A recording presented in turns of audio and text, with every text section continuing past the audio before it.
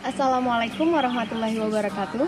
Perkenalkan, nama saya Syafila Destiana Azhara Wijaya, perwakilan dari Universitas Darussalam Gontor.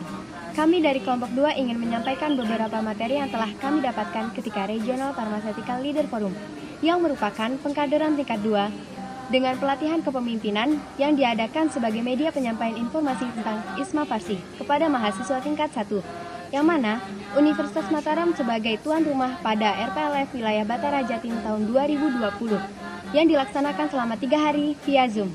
Baiklah teman-teman, mari kita simak bersama materi yang akan disampaikan. Halo, saya Luciana Fitrianingrum Anas, delegasi Universitas Mataram. Di sini saya akan menjelaskan tentang interprofessional education yang merupakan suatu pembelajaran yang diikuti oleh 2 atau lebih profesi yang berbeda untuk meningkatkan kolaborasi dan kualitas pelayanan kesehatan. Sedangkan kolaboratif praktis yaitu untuk mendapatkan hasil akhir dalam peningkatan kualitas pelayanan untuk pasien dengan berkolaborasi dan berkomunikasi yang baik antar tenaga kesehatan, sehingga tiap tenaga kesehatan baik yang bekerja di depan atau belakang pasien memiliki peran yang penting dan luar biasa agar nantinya dapat menghasilkan kualitas pelayanan kesehatan yang baik untuk pasien. Kemudian kesan saya selama mengikuti RPLF yaitu mendapatkan relasi dan pengalaman yang luar biasa. Sekian dari saya.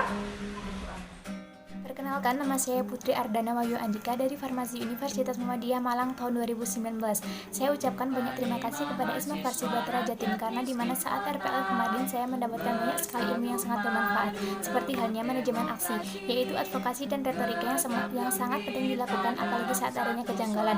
Seperti saat ini adanya RUU kefarmasian yang isinya sangat sekali merugikan tenaga kefarmasian, dan juga RUU Cipta Kerja yang isinya sangat sekali tidak sesuai dengan hak-hak yang harus didapatkan oleh masyarakat. Mahasiswa sebagai lidah masyarakat harus berani turun aksi untuk membela kebenaran, di mana saat RPLF kita diajarkan bagaimana langkah-langkah yang benar untuk kita melakukan advokasi dan retorika dengan benar tersebut. Terima kasih. Assalamualaikum warahmatullahi wabarakatuh. Salam mahasiswa, perkenalkan saya Rizky Amalia Ramadhani dari Lab Universitas Jember.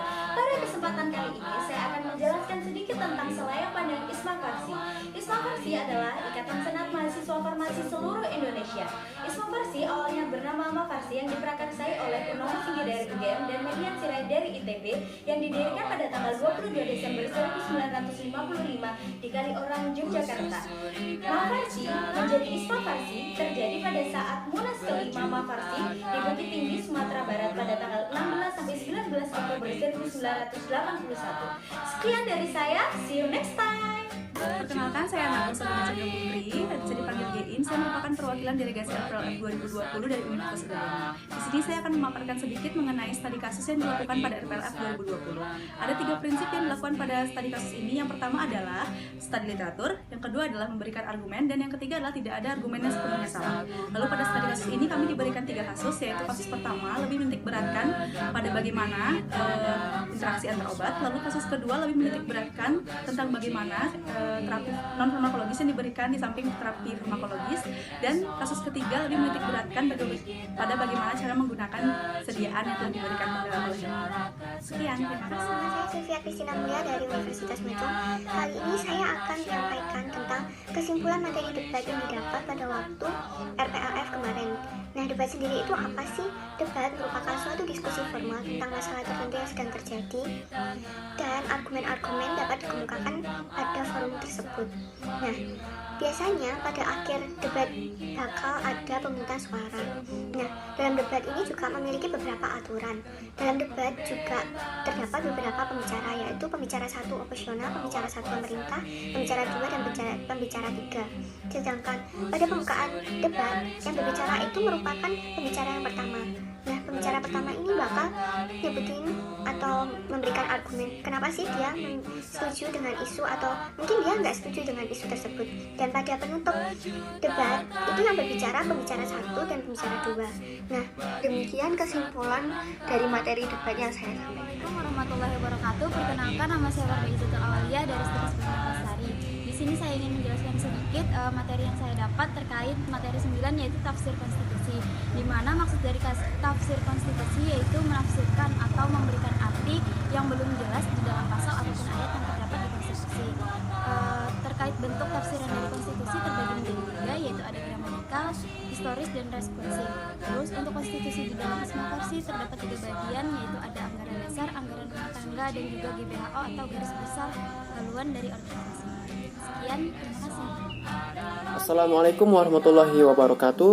Perkenalkan, nama saya Okidallah Haradi dari Universitas Nahdlatul Ulama INTB dari Fakultas Kesehatan Prodi S1 Farmasi. Pada kesempatan kali ini saya akan menjelaskan sedikit rangkuman materi dari RPLF tahun 2020 mengenai isu-isu kefarmasian. Isu-isu kefarmasian adalah suatu problematika yang menyangkut daripada masa depan teman-teman farmasi, di mana isu-isu kefarmasian ini diantaranya seperti robot apotik, kemudian ada legalitas ganja, dan PMK nomor 3 tahun 2020. Isu-isu kefarmasian ini merupakan suatu objek kajian, khususnya buat teman-teman kesehatan yakni farmasi. Kenapa? Karena isu-isu kefarmasian ini adalah suatu momentum yang dimana jika tidak bisa dikehendaki dengan baik, tentu akan menggerus daripada masa depan teman-teman farmasi. Sekian dari saya. Assalamualaikum warahmatullahi wabarakatuh. Perkenalkan, nama saya Abid Mirza dari Universitas Lambung Mangkurat. Jadi saya akan menjelaskan tentang penulisan karya tulis ilmiah. KTI atau karya tulis ilmiah adalah hasil penelitian dan pengembangan tinjauan, ulasan, kajian, atau pemikiran oleh perseorangan atau kelompok yang disajikan dalam bentuk tertulis dan disusun secara sistematis serta berlandaskan kaidah ilmiah. KTI yang berkualitas harus memiliki aspek-aspek seperti kalimat pasif, objektif, terukur, justifikasi sains, teori pendukung hipotesis, metode teruji dan tepat, kebaruan hasil, dan referensi yang relevan. Jenis KTI yaitu ada original research article, review article, komunikasi singkat, laporan kasus, dan surat ke editor. Struktur KTI yaitu ada judul, abstrak, pendahuluan, metode, hasil pembahasan, kesimpulan, dan daftar pustaka atau referensi. Etika dalam penelitian yaitu mengarang atau mempercantik data tanpa proses ilmiah, memanipulasi atau memasukkan hasil. Kenalkan, nama saya Kevin Awidarsa dari Universitas Brawijaya. Saya tergabung dalam kelompok 2 RPLF 2020. Kegiatan kita sebut dengan Aliansi Organisasi Mahasiswa Kesehatan Indonesia, berdiri pada tanggal 4 Desember 2014.